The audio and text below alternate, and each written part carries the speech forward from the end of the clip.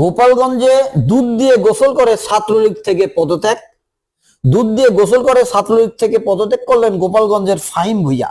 তিনি সদর উপজেলার চন্দি দিঘিলিয়া ইউনিয়ন ছাত্রলীগের সাংগঠনিক সম্পাদক ছিলেন।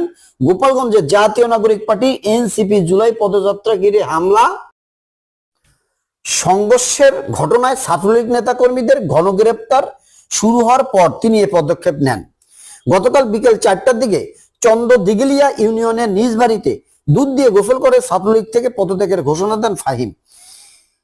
এ বিষয়ে ফাহিমের বাবা চন্দ দিঘিলি ইউনিয়ন বিএনপির সভাপতি নয়ন ভুঁইয়া বলেন, আমার ছেলে ফাহিম এবছর এসএসসি পাস করছে, তার বয়স 15 বছর 3 মাস। গোপালগঞ্জে এনসিপির পদযাত্রা গিয়ে হামলা সংঘর্ষের ঘটনায় ছাত্রলীগ নেতাকর্মীদের গণগ্রেপ্তার শুরু হওয়ার পর ইউনিয়নের এক ছাত্রলীগ নেতা আমাকে জানায়, ছাত্রলীগের ইউনিয়ন কমিটিতে আমার ছেলের নাম আছে। তখন আমার দৃষ্টিগোচর হয়।